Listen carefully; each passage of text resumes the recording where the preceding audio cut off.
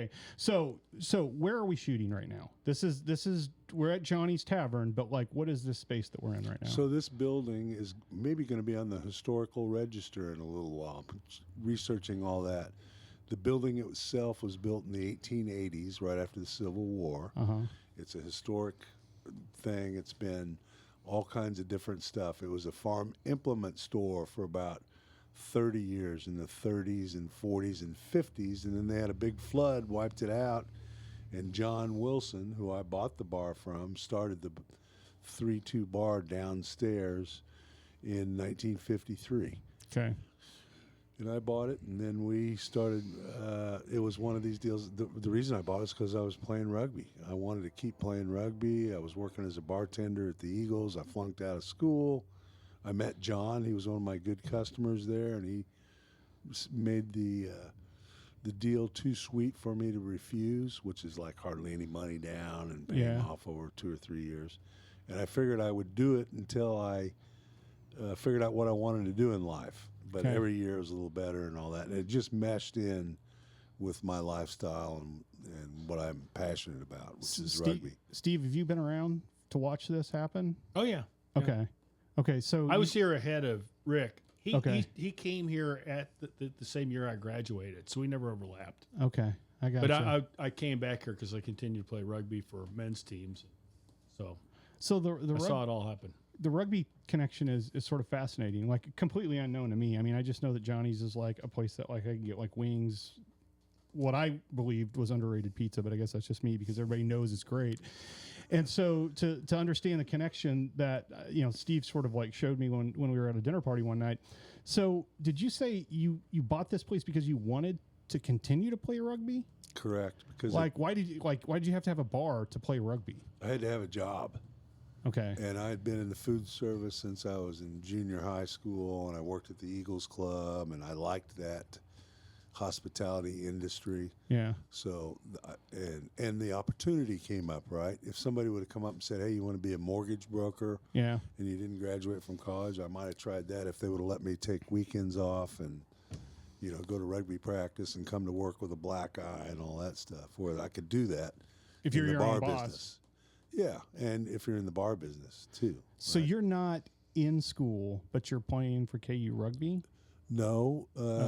In fact, I think this would be a perfect time for Steve to give us a little bit of history about rugby in the U.S. and how it got started and his participation in it. Thanks, Steve. Okay, so rugby was big on the East Coast, through the 20th century. But it wasn't played around here much. They had some teams in Chicago and St. Louis, and so there was 2 guys that hit this area at the same time. There was a law student that had played rugby at Dartmouth as an undergrad, came here to go to KU Law School. He ran an ad in the paper in the fall of 1964 and started a team here, and at the same time, he knew a guy in Kansas City, an old British guy named Jerry Seymour, and he started the Kansas City Rugby Club. So you had 2 teams, now they could play each other. And so they were the first 2 teams around here in 1964. And in the next decade, the sport of rugby exploded in popularity. All the colleges in this region got rugby clubs, and any town of any size had a rugby club. So it just really exploded. And why did that happen? I think it was a couple of things. It had been people that had been playing rugby on the East Coast, overseas, or there's a lot of people that came out of the military. They had been overseas playing. So anyway, it took off. And so at that point in the 60s, it was kind of a sandlot sport. And it had real loose organization. And in 1975, they created the USA Rugby Football Union. And they started getting everything organized, and they came up with more qualification rules. Before 1975, there was no playoff system. You could have a good team, and the only reason you would know it was a good team is because you would go to a big tournament someplace, and you'd beat people. You'd play 4 or 5 games in one weekend, and you'd win it. That meant you were a really good team. A playoff system is like a uniquely American thing in the world of sports, though. Well, they have ranking in other countries with the rugby, but we didn't have a way to come up with who was going to be the champion of our local area. Gotcha. Okay. And then they came up with, well, we shouldn't have like college teams compete against men's teams because they don't have to turn their rosters over with graduation. So they came up with a college bracket, and I gotcha.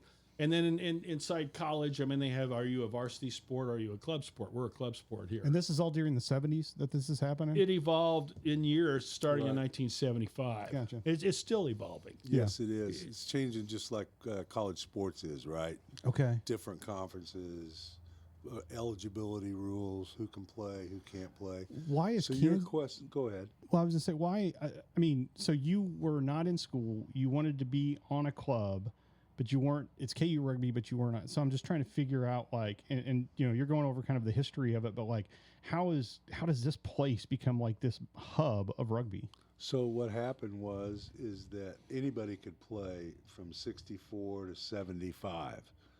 If you're an undergraduate, a graduate, if you weren't enrolled in school but you just showed up to practice, Yeah. if you're an old boy. And we only had, 25, 30 guys on the team at that point in time. Pretty limited schedule. They would go to the bars the night before and recruit some football player to go out and play with them because they didn't have enough guys. So as it started getting better and progressing, and the championships came in, I think the USA Rugby should be and is more than just organizing championships. It's all Right. about training referees and giving coaching clinics and all that kind of stuff. So that started happening in 75, 76, and by 1985, the rules were you had to be an undergraduate or under 26 years old and a graduate and enrolled at that university in order to compete with that team. But that was only in league matches. You could still play friendlies Yeah. with whoever you wanted. So at that point in time, we had actually two competitive teams. We had what most people would call club side, which is guys that are out of college, Right. living here in town, that played on the club side. And then we had a varsity team, which was just the college players. Okay. And so those guys had the same coaching staff, they used the same facilities, and they would intermingle players during friendly matches. And it's evolved now, so it's pretty tight now. You got to get a registrar's thing if you want to compete and all that kind of stuff. So why the sport of rugby? Like, why? I mean, in that period of time, like, you know, what was why not stick with football or another American sport? What is the thing that draws these kids to rugby? Well, not everybody can play football. Yeah. You got to be asked to play. You got to be very good. And as you get older, you know, going to Division I football. I mean, how many kids come out of high school Yeah. play Division I? Yeah. Anybody can represent KU and come out and play. We don't run anybody off. Yeah. You know, we'll get you in a game. You come to practice. You're on the team, and people that gets into the why we're playing. It's belonging, and Yeah. there's a big thing about rugby players more than any other sport. Create a camaraderie, and a feeling of belonging that I don't know you get out of other sports. Which gets into one of the reasons why KU sticks and is special with its rugby team. And there was two big watershed events. One was when the club was 10 years old, we started having an alumni weekend. And what we did is we invited anybody that had ever played here to come back and hang out with the team for a weekend and play a game against the current side. And when we first did it, it was in 1974, so the oldest guys were like 32 years old. They could still run and everything like that. And because it wasn't like an all-star team or a memorial team for the first team that ever played here or a team that won a big game or something like that, it was everybody that ever played. And so once you're on the team, you're always part of the club. Yeah. And that has been perpetuated. We're going on our 62 years here, and we've had 52 straight years of people coming back. So that was a watershed event doing that. So people never migrated away, and it's something they used to do. Yeah. There's a lot of stick to it. And they come back to see each other. Right. And they find out what's going on with the club in the years that's passed since they were here. That was one thing. The other thing that happened is in 1975, we had an English guy come here, and he said, you guys need to go overseas. And in January 1977, he had him go to England and play. And we've kept a pretty good schedule of going every other year overseas to play several games, spending 2 weeks abroad. that's a big reason to come here to play. Everybody really bonds going on a trip like that. You're going abroad, maybe for the first time in your life, and you're going with your best friends. Well, and you've played a pivotal role in being able to make that happen. I mean, just in researching the club, like you were sort of like, there was a phrase I saw, and I can't remember, but it was something like the passport of the club or something like that. But basically, like the international, that was your vision. Not mine. Okay, I've never gone on international tour. What Steve contributed to the club is longevity. He was here for 5 or 6 years. He was the captain of the team. He made a lot of contacts. He's the one that started the alumni game to get guys to keep invested in the club and to do all that stuff. And then he helped other clubs. Hell, he started 3 different rugby clubs, one in Kansas City and one in Wichita. And in his imagination, he started another one too, but I'm not really sure that happened. And he has started a newsletter which keeps us in contact, which he sends out quarterly, and it's a really professionally done job. It's freaking awesome. And that's the connection he was talking about, because we went overseas in 1977 and we saw what it could be. Yeah. Hell, you can have a little clubhouse like this. These Brits have been playing the game for freaking 100 years, and they didn't have multi-million-dollar things. They just had a community place where everybody could go. And so when we got into Johnnys, the idea was, hey, it's going to be a win-win. We're going to get the rugby players to come here and drink and bring their friends, and we're going to provide them a place where they can come and hang out. I mean, I wish, I'll post some stuff, and I've taken some footage of the room in here, but this is so impressive. It is like the dopest. It's like you have these old jerseys that, some of them have to be decades old. You have these posters from like the tours, Argentina 85, New Zealand 83. It is so impressive. And so are you guys utilizing this like on a consistent basis? Yeah, the kids come up here every Thursday night after training. Okay. And Johnny's feeds them pizzas, and they play some pong and have a few beers, and then get out of here. They're not here late. And then we used to use it a lot after games, because one of the great things that adds to the camaraderie and the team spirit and lifelong friends is after every game, you go somewhere with the team that you played against and have a hot dog or a cheeseburger and a beer and talk about it. That's the main reason I'm still involved with it, is because of that character building culture that really connects you with people and all that stuff. And so we used to come down here all the time before we bought our own fields. But about, 15, 20 years ago, we have this facility, which you've been to. Yeah. So we can just do it right out there, then have the burgers and do the thing. So it's utilized enough. Okay. And so you just said something. So, I have my cards where I sort of make notes as I prepare to have these conversations.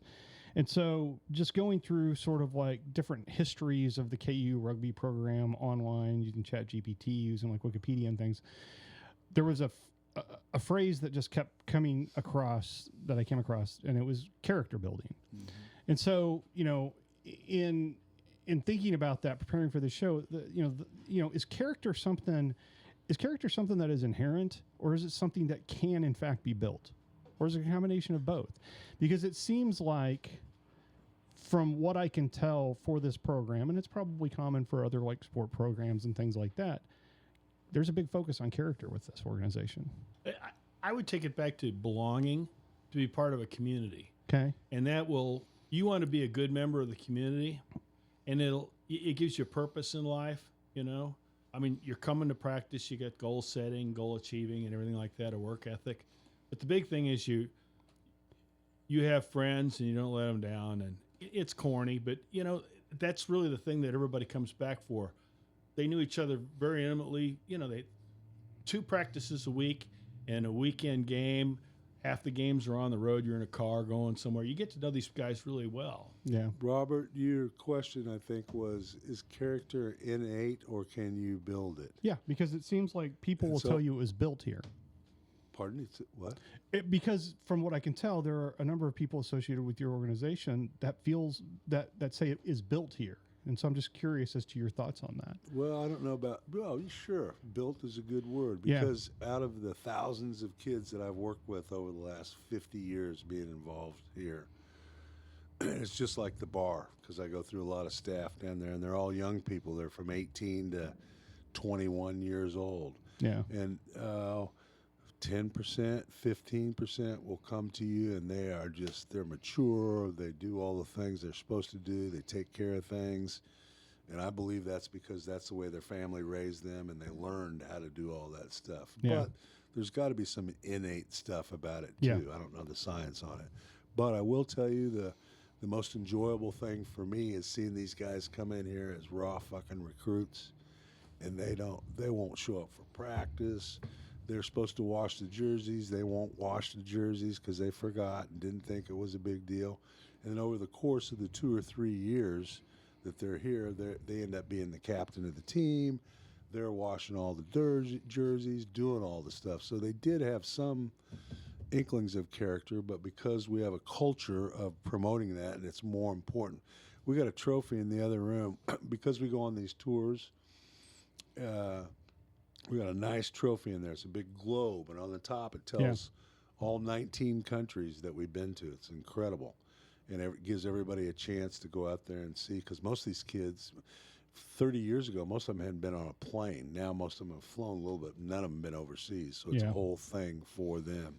And the award that we give out is called the Osva Trophy, and it's Latin for Optimus Socius Athleta, Victoria Athleta. And in American sports, it would normally be for the most valuable player, right? Yeah. But in rugby, it's for the guy that was the best traveling companion. He has to play, and he has to be a good player, but he's also the guy that's, hey, can I help wash the jerseys? Hey, can I do this? What can I do? Always in a good mood, always helping create that culture that we want to instill. Yeah. So I think that's a really cool thing about rugby. It's very coveted to get that on a tour. So how do you feel, your experience, because predated Rick here, your experience, how do you feel like that helped build your character? I mean, do you feel like there's like specific instances, things that you kind of would like call back to later on in life? Well, I made a lot of friends. I mean, the people I hang out with today are rugby players from 50 years ago. I played golf with 2 guys 2 days ago that I played rugby with here at KU. So we see each other all the time. Our wives are friends, the whole thing. And in 3 weeks, we're going to go to Naples, Arizona. No, Arizona. We're going to Arizona. They pick a warm place. Sorry, Rick. Okay, Robert. that's fine. We go to on a golf destination. We've been doing that since the mid 1990s. Okay.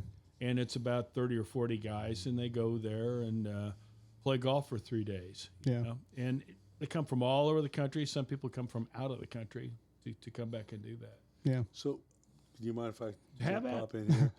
Because you said you asked Steve specifically, but I'd also like to answer that. Is how do I think the rugby club's character building culture has helped me out later in life? Yeah. And for me, it's all about dependability, being there, not lying to yourself about what you can or can't do. When you commit to somebody else, that you follow through and you do that. And if it's raining outside and it's muddy and you don't want to play and you'd rather be home doing something, you still go and you do it and you get through it. And it's like, when you go work out, you feel good about yourself afterwards. So it's a physical, exhilaration, working out. And I don't even do that anymore, right? Because I'm not playing. Yeah. But I still like to go to practice. I like to see the guys doing it. I'm there all the time so they can count on me. And I think that for me, it was all about not just doing my own thing, but considering other people and what they want to do and how I can help with that. Yeah, I think there's something to be said. I have 3 boys, and there's something to be said for watching like one of your children overcome. Do you know what I mean? Like, and for a lot of men, it's athletics where you really have that first experience, right? I mean, you can have it in academics, but obviously we glorify the athletic experience. Yep. And so many of these stories that we talk about with like, the guy who's showing up late for practice and he's the captain, like, those are sort of like tropes and sort of cliches of storytelling, but they're they're cliches because they're things that actually happen, you know. And so I get a lot of joy out of that as well, you know. And I sometimes in a leadership position, for me, I've had to sort of like sometimes step back and just like put myself in that position again and remember, I mean, that kid doesn't even know what he doesn't even know, but the environment, yeah, absolutely, that can shape him. There's some guys that'll come out, they're marginal athletes, okay? They would never be picked for a big game. They're never going to be fast. They're not that strong. They work out. And they work hard and everything like that. But what they'll do is they'll just throw into supporting the organization, and they'll end up being really important. And everybody will recognize their importance. And, you know, that's a big character builder right there. Yeah. And I don't know if they'd get that opportunity, again, of belonging because they're contributing their own way. And that guy will go on and be something in life because they achieve so much by supporting things. Yeah. Well, you look at the major sports, right? And from a very early age, kids are being like pushed towards that, and the motivation is it's financial. You know, everybody wants to be the next, like, you know, superstar or whatever.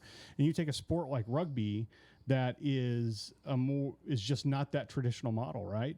And so kids are going to be doing this because they're not thinking about a payday.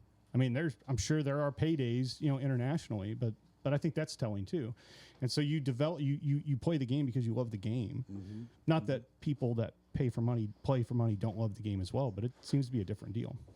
Well, yeah, because it was a totally amateur sport, and any professionalism was all under the table. You scored a try, here's $300, you know, that kind of like college sports. Right, same. right. I mean, but now you're right, internationally, but anybody that's playing American rugby, there's no money out there.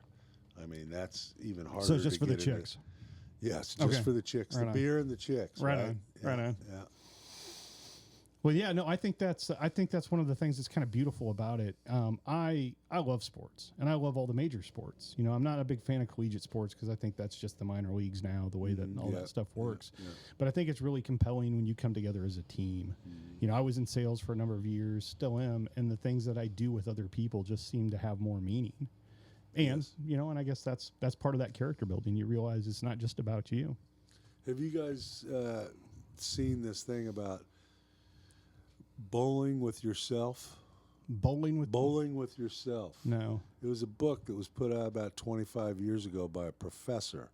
And his concept is that America is no longer involved with other social groups, the Rotary Club, the bowling leagues, the Elks Club. Any of these organizations are all on the downslide because people aren't wanting to commit the time or the effort. They're staying on their cell phones, they're doing their own thing, and just what you said, they're concerned about their own thing. And I think rugby is one of these things that keeps people together in the group. And because we have such a diverse crowd, they're not all doctors, they're not all lawyers, they're not all bartenders. There's like every walk of life is out there. So you get a chance to interact with people, not only in the rugby field, but also socially and figuring things out. I think that's a really good thing. Do you feel like rugby players in general have more of an awareness of like the importance of being present simply because they could take a knee like directly to the face at any given point in a match? Do you think the violence of that sport potentially? Actually, the violence is overplayed by outsiders that look at the game. They think it's tackle football without pads. And it's more like basketball because you're feeding the ball to the open guy, you know? Yeah. So it's not as violent as it No, may it's appear. not. It's not. No, It seems When so, you're in but the it's heat not. of battle, you don't notice it. Yeah. But now when I look out there and I go, holy shit, I played that game. I can't believe it. We were But, rubber when we were in our 20s. Yeah. I mean, it's just When was the last time you played? the last game I played in was in 19. Without any fear of injury? I never feared injury. Okay. All right. That was never an issue. But I think I played in 1995. Okay. And I played in an alumni game. And I had a blast. I played for 20 minutes. Yeah. And I set up a guy on a pass. I made one tackle. I was contributing. It was awesome. After the game, I went over, had a beer. I was feeling good. I go, fuck, I might want to come back out. I might want to do this. And the rugby fields are about 15 minutes from here. Yeah. This was before cell phones. Right on. So I had to be to work, and I drove from there to get here. And that 15 minutes, I couldn't literally get out of my car. I had to honk my horn, and have the bartender come out and get me out of the car. Yeah. And so for 2 days, I couldn't move. So I've never crossed that chalk line since that time. Okay. What about you? When was the last time you played with no fear? With no fear? You never played with fear. Well, I was always wary of it. I mean, yeah, but the only time I ever got hurt in a game was hitting other people, Yeah. dealing on people, Yeah. So carrying the ball and all that kind of stuff, no, I never got hurt. Okay. All right. So just back to this, to the tours that the program does every couple of years. And so 2024, you went to Australia, correct? Yes. Okay. And so where's the trip this year? Ireland. Ireland. Okay. And there's a history in Ireland, right? This will be our fourth tour we've been on there. Yeah. Okay. So we have contacts there. And Yeah. who came over here? Londonderry. Okay. It's either called Londonderry or Derry? Derry. Do they go Derry? Depending on if you're a Catholic or Protestant, right? 'Cause Okay. the Protestants call it Londonderry, and the Catholics call it Derry. Okay. Yeah. The first time we went there, that was when the Troubles were going on, and the clubhouse where we were supposed to play our game got bombed out a week before. I'm not saying it was because we were an American team coming, but that did happen. So That is that fascinating. team that we played during that year, that would have been 1983 or 5, something like that. They actually toured over here, and there's right behind you. There's first international rugby match in Kansas. That was against Derry. So some of the guys we played over there came over here and played us.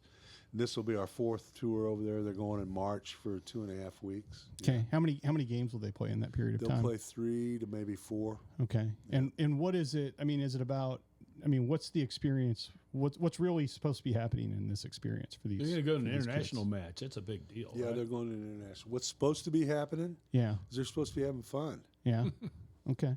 I mean, That's and we good hope, reason. one of the reasons, there's some selfish reasons we do it, because whenever these guys, the players, can go play and then come back and play with us, they're always better. They Yeah. know more about it. They get a chance. We go to coaching clinics over there. We intermingle with the players. They're more mature. But I think what we were talking about before, the character building and the having to put up with somebody snoring in the next bed, and everything happens wrong, right? Yeah. The train's supposed to be there and it doesn't show up. What do? You Yeah. adapt, overcome, and improvise, and it teaches those guys how to get along with other people and to see foreign countries. Holy moly. Yeah. I think that ought to be a requirement of every American. We need to go see some of these second and third world countries and realize how good we have it here. Ireland's not second I or mean, third world. I would say Ireland's second world. Did you ever get a hot shower in Ireland? They have little heaters in their room. Listen, I love as someone who's Irish, I'm like, yeah, I'll take it. I think that's great. No, Irish, it's great. No, Yes. the nicest people in the world. Yeah, The I- nicest people in the Absolutely. world. The little pubs. In fact, we modeled our bar downstairs on an Irish pub. I Right? just- 'Cause we wanted. In fact, I didn't want any TVs down here when we first started, Yeah. because I said I want this to be like a little pub. Yeah. I want everybody to talk to each other and not watch the idiot box. And my Yeah. partner said, you know what? They're getting ready to start this new thing called ESPN. They're going to have 24-hour sports. We need to get it. Yeah. So Well, we I got mean, the TV. You got the sports and the beer. So I mean, so Johnnys is here because you wanted to stay here in Kansas or stay here in Lawrence. You wanted to continue to play KU. Yeah. And so so Johnnys is not just this building here. How many locations do you have?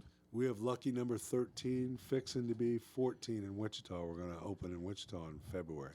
Yeah. So when- 14 stores, yeah. Yeah. So when you're that rugby kid, were you like, I'm going to have 14 restaurants as well? I mean, like, what was the vision? I wish I could say I had Yeah. a vision and a plan. It was just one step after the other. The one thing I did dream about, and that's just when I had this location, was to go to Norman, Oklahoma, and talk to my rugby contacts down there and do a similar thing there. Columbia, Missouri, get the rugby guys. Hey, guys, this is an opportunity, that kind of stuff. But I never followed up on it or did it. And I haven't done all this myself, right? It's just like everything else in life. I've got a lot of partners, a lot of people that are involved, and about 5 of them are rugby guys. Yeah. So it's not just, obviously, there are parts of the sport that are character building, but it's really sort of about something about that age and those experiences. It seems like it, right? Your early mid-20s. And it's sort of like, do those people sort of hold you accountable because they knew you from back then? Is there something to that? You mean like somebody that I was drinking tequila with in, I don't know, Amsterdam, would hold me and say, I remember when you did that. Is that what you're saying? Or what are you saying? I think I'm flipping it the other way around. Like, for me, so I have some friends of mine that I'm very close to from like my 21, 22, 23. Yeah. And I feel like they are a great resource to have a conversation with about anything because they sort of know me in my purest form. Do you know what I mean? Absolutely. Like, I think when I was 20, 21, like I was just know free to be, shit. and my ignorance was sort of bliss. Yeah. So that's funny because Steve mentioned the golf trip we're getting ready to go on, and there's a couple that are in their 20s. Most are in their 30s, 40s, 50s, 60s, 70s. And as soon as we get to the airport, everybody will start acting like a fucking 19-year-old. Yeah. They'll start grabbing ass and remember when you did that? And let's have a shot and all that. And you just develop those immediate, because you had those ties with those people. Yeah, absolutely. All right, yeah, and so it's enjoyable to kind of like go through life and have experiences with those people, and kind of build that. And those formative relationships, they serve me now. So so what else is next for KU? What else is next for KU rugby then, other than the Ireland trip? Like, we have the fields, you have consistently, you have a seasons. Where's the vision? What's the growth? We have our playoffs. Okay. In the fall, we have a round robin in our division. And then the top teams meet, and then they advance in the spring into the national playoffs. So what we do through the years is we want to have the next fall be full of talent, have good coaching staff there, and get ready for them. We have a preseason event for a week. Yeah. And, we just want to kick that off. So it ends up being on a wheel. You're doing the same thing over and over again. You have people that graduate, people that come to you that are new. And so we're getting ready for the next cycle of the wheel next fall. Okay. Building it for next fall. We'll take it from there. And I would just interject here because Steve and I disagree on this a little bit. Okay. Is that Americans really put championships and we got to win the trophy. It's like the Chiefs now, right? Hell, I'm not even watching football because they're not involved with it and I've lost it. Whereas I think those are the things those are byproducts of what you're trying to do. So what I think our vision is to create a cradle to grave organization that finds a spot for people to come in here, whether it's a women's rugby team, Brett, who you're going to interview next week or whenever you're going to interview, he's got a son that's 8 or 9 years old. We need to have a youth team that he could play on like that. We need to have an old boys team, so the guys that want to come back and catch a game every once in a while. I see it as a multi-generational, multi-sex organization, and that's what I think we should be building for. Now, in order to make that happen, you got to have little parts of it doing good, right? Yeah. So we put a lot of emphasis and we put a lot of resources into having a championship college team, and I think we're solid there. Like you said before, hey, you've been doing this, it's going, we're good. I want to stretch our wings a little bit and try and get some more people involved with it. Yeah, and so and you mentioned a women's team. So there's KU has a women's rugby team program. Is it out of part of the same organization, out of the same fields? I mean, is it? No. Okay. And that's been a long story, right? They've been around for 35 years. At some points in time, we're integrated. Yeah. And we're together. We have people on the boards, and we share the same facilities. And then, because sometimes people aren't as mature as they should be, and because we're dealing with kids that are 18 to 24, because we don't really tell these kids what they have to do. We set up things for them. Right. You want to do this? You want to go on tour? Okay, it's set up. But we don't tell them they have to go. Same thing with you don't have to come and practice with us women. You can do whatever you want to do, but Yeah. they've been struggling the last 2 or 3 years, and I'm hoping that they're going to get back in the fold. Yeah. But the idea is that, I mean, it doesn't matter. Anybody can play the sport. Yes. Yeah. And they do. And so what's the, what has been the pinnacle of KU rugby to this point at a competitive, like, so in terms of like, we talk about championships, which we know that's not what it's all about, but in terms of performance, what's been the pinnacle for KU rugby? I would say it was 2 years ago when we played the national final. Okay. Yeah. Okay. We played against, who was it? It was at Fresno State.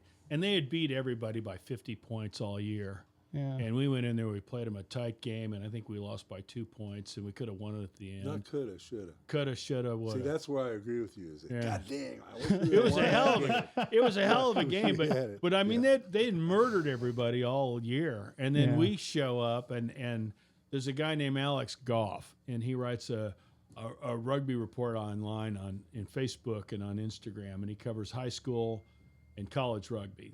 That's what he follows, and his write up of the game afterwards, he says, I didn't think Kansas could hang with them.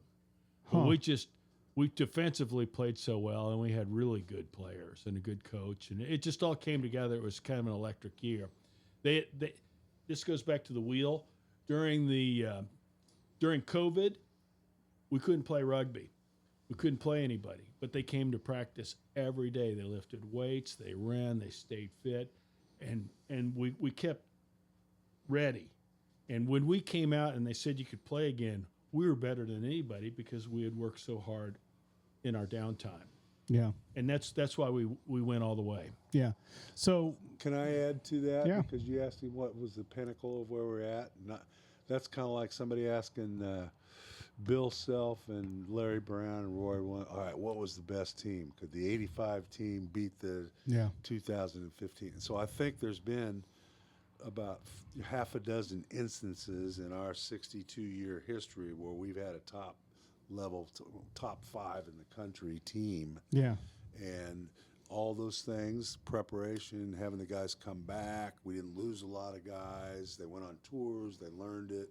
So those have happened. It seems like it happens about every 6 or 8 or 10 years. For some reason, you just get a whole bunch of really good athletes and bang, it cooks. And it happens. Yep. Yeah. And so I think that we were talking. So when I met you, like the second thing you told me was that you do this like Jayhawk newsletter, this rugby newsletter. Mm-hmm. And I thought that was like, what an interesting thing that this guy's like telling me he's doing, but like it is. I mean, so you have the internet, you have all this type of stuff, but tell me kind of the story of like how that came about and why you felt like, I mean, was there somebody doing that before you and you like took the helm or? No, this is a great question. What started in 1964, so 2014 was our 50-year anniversary. Okay. So before that, like in 2011, we're sitting around going, there's probably a couple of thousand people that have passed through this rugby program, and we're not talking to them. In fact, we don't even know how to get in touch with them. We need to have a newsletter and start talking to them. And so I put it out, and I started out, and I covered it in chronological order. So I found the guy that started the team, the law student that started the team. Yeah. He was a big oil man in Midland, Texas. I found him on Google, and I got in touch with him. I interviewed him. That was the centerpiece of the first. And then the next edition, I got in touch with the guys that played with him, a bunch of old men. And then I worked through classes about every 4 years through time.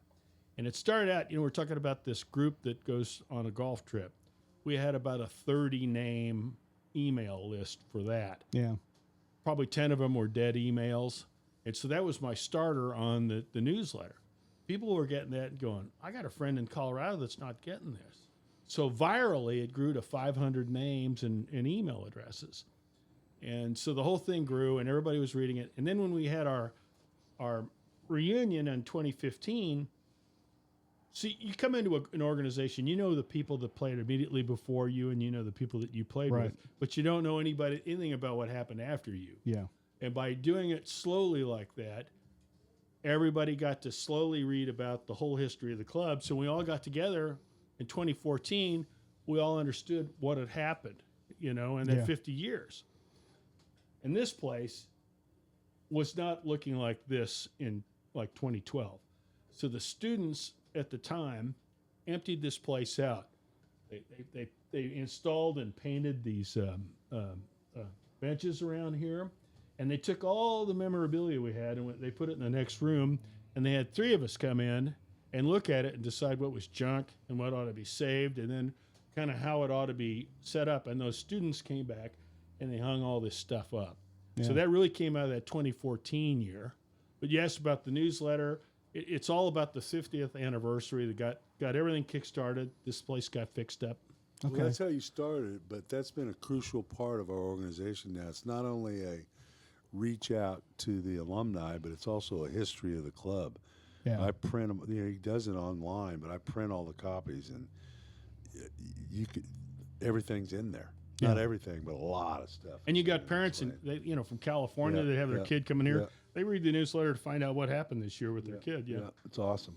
So, I mean, what do you feel? How do you feel about this organization moving forward? I'm confident, and I love it. I think it's great. I see good things. I don't see any downturn. So you feel I think like it's going to that? get better and better all the time. The more people that have raised their family and are now in a position where they can help back financially or with time is great. And the people that, sorry guys. No, it's just you a can podcast. edit that, can't you? I mean, we probably won't. You want me to answer? That's my You can- wife. I should probably absolutely, answer you that. can answer huh? it. I don't want to be like. That's fine. I'm just glad it wasn't me. Yes, exactly. And so, yeah, I forgot what I was saying. You can restart. I'll cut it. No, I mean we were talking about like how do you feel about the organization going forward, right? So you're like the scribe. You're the historian. I don't know exactly what. I mean, I know you've provided this space, but do you feel like it's in good hands, generations to come? Yeah. The deal is there's a lot of people that are our age, Yeah. and we've got to get people that were born like after Yeah, I didn't want to point out 1975. that, yes, I didn't want to point out the fact you that you wanna- might be aging out. Yeah, I mean, yeah, we're aging out, and I mean that's the problem with most college clubs is they don't have people like Rick Yes, and me yeah, involved. right.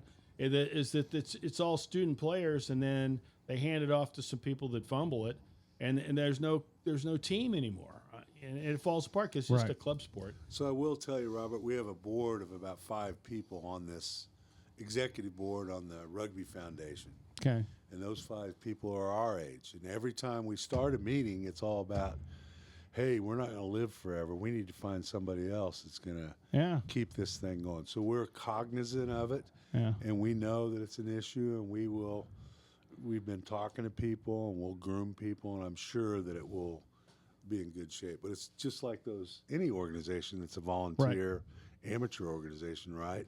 Yeah. You got 4 or 5 people that do all the work, and then when they're done, shit, it's still going to go on. So we have a permanent endowment, and we got some finances that we're going to get taken care of, and I think it'll be a long-term deal, another 50 years.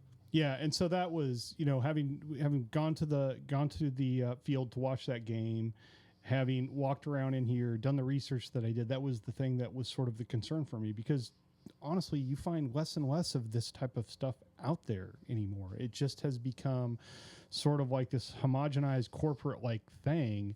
And I mean, this space is like stepping into another world. I'm so glad that we're in here. I'm also glad you guys like cleaned it up, or whoever cleaned it up, because we can shoot in here, and it has like a timelessness to it that makes me wish that I was part of the organization, to be completely honest with Cool. Well, you. Robert, you are. Well, You're a social member, right? Yeah. Now you are. Yeah. In fact, is there any way you could give us $10 for our trip in March that we're going on? I'll get you a cap. Oh, well, listen, I'll pay $10 for a cap, but I mean, Yeah, okay. my guess is they don't know how to use Venmo, so I'm safe for We it. do. yeah. Actually, we do. I don't, but they do. Yeah. We know a guy. So okay, so how are we doing on time? I was about to say. Okay, all right. Okay, so Does anybody else have to use the restroom? well, we're about to wrap up. Okay. Just bear with me here, just for a Cross minute your legs here. funny. Or Cross we your can legs just funny. just cut it off there. We know what happened. But I mean, what do you think? I mean, how do you want to summarize? What does this organization mean to you? In just a short couple sentences. Like what is it meant to you? I would say it's meant everything to me. Yeah. I've met my wife through rugby. I have my business through rugby. I got all my friends through rugby. It's just been a real pleasure to be involved with it. And I think it's really strengthened my character and my resolve. And just everything about me is better because of my involvement with rugby. Yeah. Yeah. Now, what about you, Steve? I'll go back to the wheel. I mean, Yeah. The deal is I'm always worried about next year. Yeah. And one of the things you want to do is be something that sticks out and everybody notices it. So I write a newsletter, your podcast. Yeah. I said, you do a podcast? We want to do a podcast about because I want publicity. Right. You know, the only bad publicity is Hey, when we they got spell like your 38 name wrong. subscribers, so I can tell you it's going to go Yeah. off. Well, I mean, whatever we can do to get an article written about us, mentioned in the press, whatever, we want to do it, you know, because we want people to go, yeah, there's a rugby team and it's a good one. It's a good story. Yeah, no, I think it's great. I mean, if you had to pick one, Johnny's or rugby? Johnny's or rugby? If you had to pick one. Oh, it'd definitely be rugby, right? Because that's where Johnny's came from, was from rugby for me. Yeah.